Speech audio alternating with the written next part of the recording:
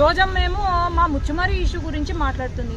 అసలు రోజమ్మను నేను ఒకటే అడుగుతున్నాను, నువ్వు ఎక్కడో చెన్నైలో ఎన్నికలు పాలిటిక్స్ లో జాయిన్ అవ్వాలనుకుంటున్నావు, చెన్నైకి పోయి నువ్వు పాలిటిక్స్ రాజకీయం చెయ్యి, అంతేగాని ముచ్చుమర్రి రాజకీయం మాత్రం నువ్వు చెయ్యొద్దు. ఎవరి అండ చూసుకొని నువ్వు ముచ్చుమర్రి రాజకీయం చేయాలనుకుంటున్నావు?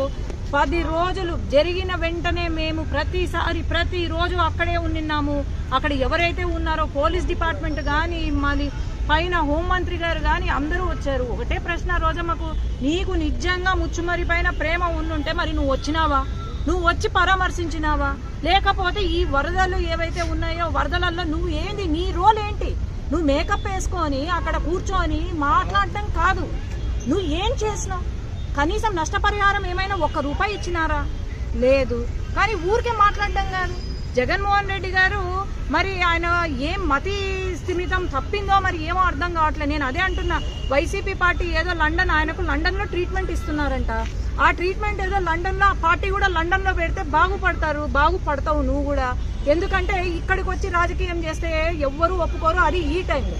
చంద్రబాబు నాయుడు గారు ఆయన ఏజ్ ఎంత అండి? ఆయన ఏజ్కి మించి డే వన్ నుండి అక్కడ తిరుగుతున్నారు, రెస్టే లేదు. ఇంకా మేమైనా మాకు వరద తక్కువ ఉంది కాబట్టి మేమైనా రెస్ట్ తీసుకుంటున్నామేమో కానీ అంత వయసులో పెద్ద ఒక ముఖ్యమంత్రి హోదాలో ఉన్న అతను ఆయన 24 గంటలు కష్టపడుతున్నారు, ఇంటికి కూడా వెళ్లకుండా కష్టపడుతున్నారంటే వీళ్ళు మళ్ళీ ఆయన పైన మాట్లాడుతున్నారంటే అసలు సిగ్గుపడాలి వీళ్ళంతా. అదే గనక ఈ వరద గనక వైసీపీ హయాంలో వచ్చుంటే గనక మరి ఏంటి పరిస్థితి?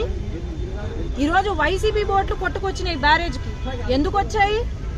మరి ఇవన్నీ ఆలోచన చేయండి, ఎవరు దీని వెనకాలండి చేస్తున్నారు. అసలు ఈయనకు మ్యాన్ మేడ్ ఫ్లడ్స్ కి తర్వాత న్యాచురల్ ఫ్లడ్స్ కి కూడా తేడా తెలియని మాజీ ముఖ్యమంత్రి, పులివెందల ఎమ్మెల్యే, మరి ఆయనకు అసలు తెలివి ఉందా? ఏం లేదు. ఎవరో పక్కన పాపం సజ్జల లేనట్టున్నాడు, పక్కన సజ్జల లేరు, లేకపోతే వేరే వాళ్ళు ఎవరు లేనట్టున్నారు, ఎందుకో గ్యాప్ ఇచ్చినట్టున్నారు, ఆయనకి ఇష్టం వచ్చింది మాట్లాడుతున్నారు. దయచేసి తెలుసుకొని మాట్లాడండి, వీలైతే సహాయం చేయండి విజయవాడ ప్రజలకు.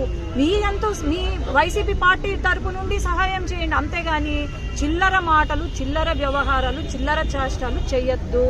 ఆ రోజమ్మను పెట్టినారు, ఇప్పుడు ఆమెకు మేకప్కే సగం టైం అయిపోతుంది. మరి ఆమె కూడా నోరు అదుపులో పెట్టుకొని ఆమె కూడా వీలైతే విజయవాడకు వచ్చి సాయం చేయమనండి, మేము కూడా చప్పట్లు కొడతాం, అంతేగాని దీన్ని మటుకు పొలిటిసైజ్ చేయొద్దండి. అందరం కూడా వాళ్ళతో ఉండి మనం ఆదుకుందాము, హెల్ప్ చేద్దాం.